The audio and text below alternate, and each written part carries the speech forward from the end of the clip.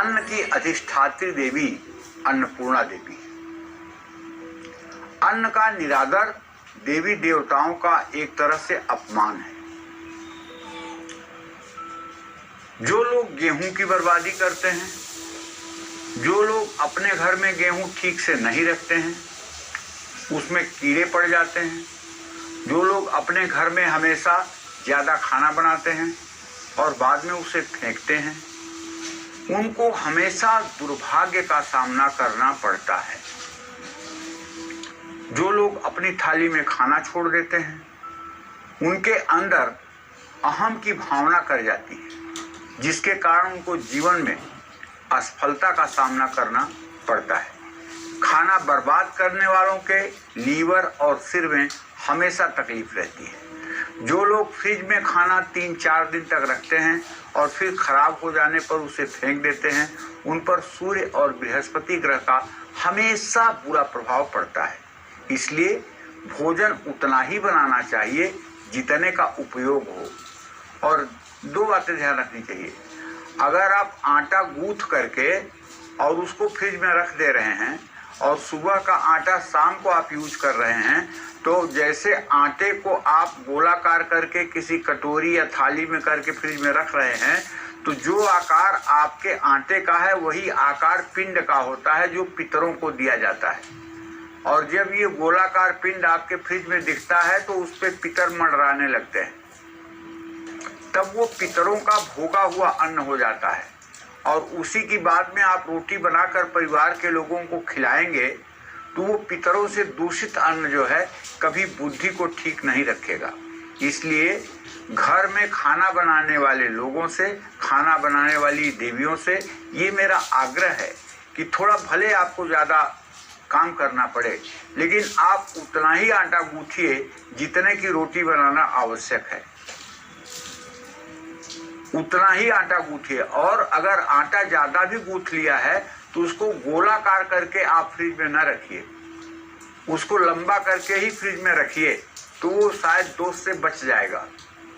इस बात का भी ध्यान रखना जरूरी है। महीने, 2 महीने, 3 महीने में भी कभी कोई परिवार का सदस्य भोजन से भरी थाली उठाकर फेंक देता है, उस घर में दरिद्र के आने में 5 सेकंड लगता है। उस घर में दरिद्र को आने में कितना लगता है देरी? 5 सेकंड। जैसे वो आपके दरवाजे पर चिपका हुआ है और आपकी एक्टिविटी उसने देखा कि आपने थाली गुस्से में उठा के फेंकी और अन्न बिखरा, दरिद्र का प्रवेश हो गया। इसलिए मैं हाथ जोड़ के निवेदन करना चाहता हूँ सभी लोगों से, भोजन अच्छा बना हो या खराब बना हो, क्रोध की मुद्रा में भोजन ना करें, बल्कि भोजन ना करें लेकिन क्रोधित होकर भोजन ना करें। दूसरी बात, चाहे कोई भी परिस्थिति हो, लेकिन थाली को उठा करके कभी फेंकने की गलती ना करें। इससे बहुत बड़े दुर्भाग्य का उदय होता है और जिस दुर्भाग्य को काटने के लिए आपको बहुत कुछ करना पड़ता है। इसलिए भोजन की बर्बादी करने वालों में गुस्सा और अहंकार, ये दोनों चीजें बहुत होती हैं। जिस घर में अन्न की बर्बादी होती है वहां धन की हमेशा कमी रहती है, मान सम्मान की हानि होती है, जीवन में काफी संघर्ष करना पड़ता है, परिवार के सदस्यों में ज्ञान और बुद्धि का अभाव हो जाता है। जो लोग अपने पिछले जन्म में खाना फेंकते रहे हैं उनको इस जन्म में पेट से जुड़ी परेशानियां रहती हैं।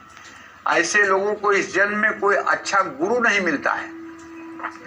खाने की बर्बादी करने वालों को अपने करियर, नौकरी और कारोबार में हमेशा परेशानी मिलती है। और सनातन धर्म की तो बात यह है कि जब भी हम कोई भोजन ग्रहण करें तो सबसे पहले हाथ जोड़ करके, आंख बंद करके भगवान का ध्यान करें और भगवान से कहें कि हे प्रभु, ये आपके द्वारा प्राप्त अन्न है, इसे आप पा लीजिए, ये आपका प्रसाद बने और मैं आपका जूठन पाऊं।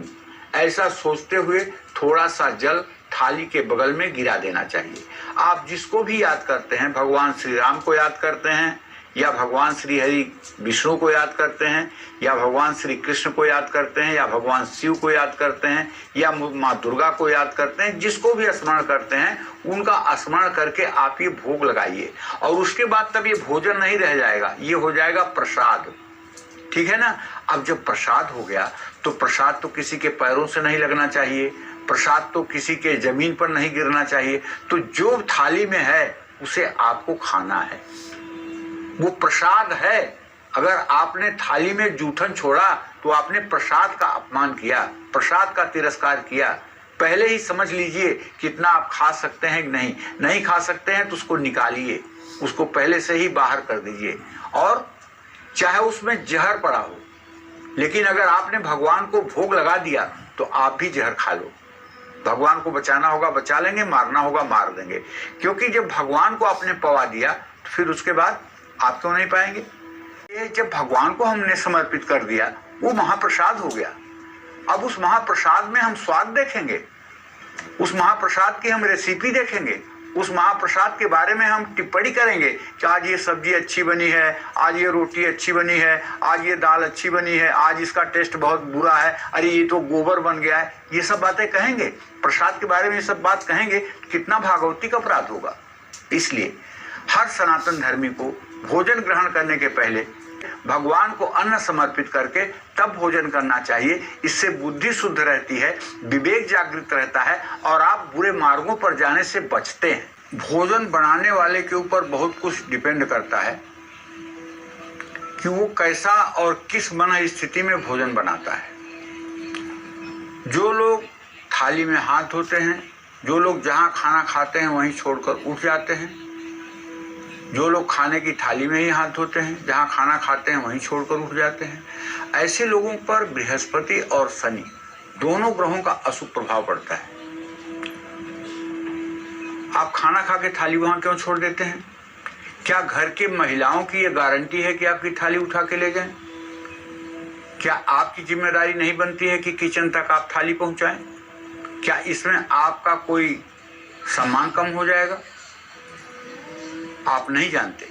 ऐसी गलती अगर आप करते हैं तो आप अपने गुरु और शनि दोनों ग्रहों को खराब करते हैं। अगर आप युवक हैं तो आपकी प्रगति रुक जाएगी, अगर आप वयस्क हैं तो आपकी उन्नति रुक जाएगी, अगर आप वृद्ध हैं तो जोड़ों के दर्द से आप परेशान हो जाएंगे, नसों की बीमारियां हो जाएंगी।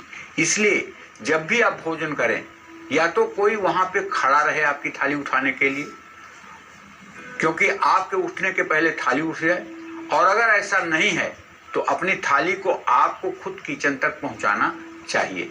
इसमें कोई आपकी तौहीन नहीं होगी।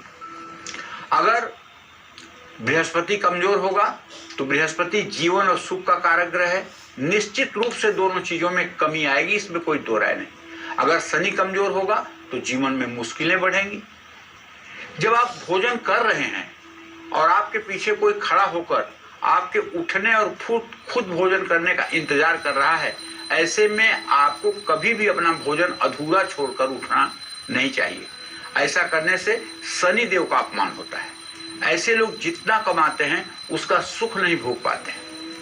मन पसंद भोजन ना मिलने पर अन्न का निरादर नहीं करना चाहिए। फिर कह रहा हूं, स्वाद और विवाद के चक्कर में जो भी व्यक्ति पड़ेगा वो अपने जीवन में कभी सफल इंसान नहीं हो सकता।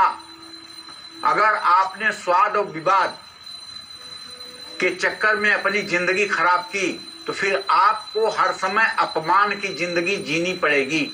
इसलिए जो भी भोजन आए उसे भगवान को समर्पित करके और उसको जितना आप खा सकते हैं, कम खा सकते हैं कम ही भोजन कर लीजिए, लेकिन उसकी रेसिपी मत बताइए कि अच्छा बना, ये खराब बना, इसमें मसाला ज्यादा, तेल कम, ये वो कुछ मत कहिए।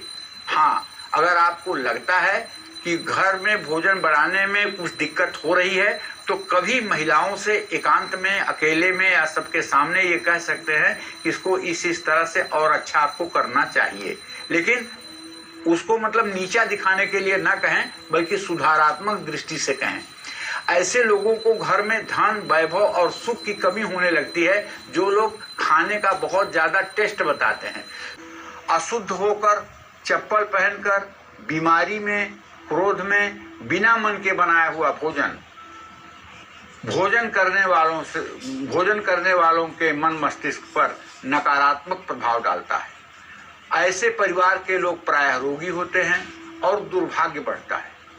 रसोई और चूल्हा गंदा रखते हुए जब भी खाना बनेगा तो घर में लक्ष्मी का कभी अस्थायी वास नहीं होगा।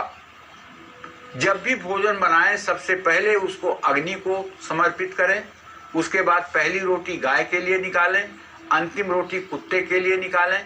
बेड पर बैठकर भोजन न करें, टूटे पुराने और खराब बर्तनों में भोजन न करें, कभी एल्युमिनियम के बर्तन में भूलकर जीवन में एक बार भी भोजन न करें, कलेश में, ज्यादा शोरगुल में, पीपल और बरगद के पेड़ के नीचे बैठकर कभी भोजन न करें।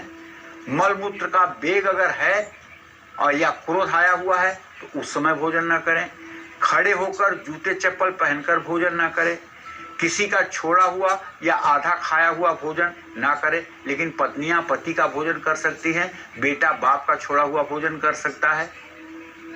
इसमें कोई दोष नहीं है, लेकिन ये मैं नहीं कह रहा हूँ कि आप कल कोई ईमेल कर दीजिए कि अरे ये तो पुरुषों को कह रहे हैं कि पत्नियां जूठा खा सकती हैं, ये तो बहुत अन्याय बोल रहे हैं। इसलिए क्षमा चाहते हुए सनातन धर्म की बातों को बोल रहा हूँ, इसमें मेरी कोई गलती नहीं। भावना हो तो मत भोजन करिएगा, मैं कह भी नहीं रहा हूँ, लेकिन चूंकि सनातन धर्म की कुछ मर्यादाएं, कुछ शास्त्रों की बातें हैं जो मैंने कह दिया, तो एक बार खाना छोड़कर उठ जाइए तो दोबारा खाना ना खाइए। जो ढिढोरा पीट कर किसी को भोजन कराए उसके घर भोजन कभी मत करिए। खाने की थाली को कभी भी लांघे नहीं। जिस भोजन में बाल या कीड़ा गिर जाए ऐसा भोजन ना करें। खाना खाने के बाद थाली पलंग या टेबल के नीचे ना रखें। जय मां विंध्यवासिनी।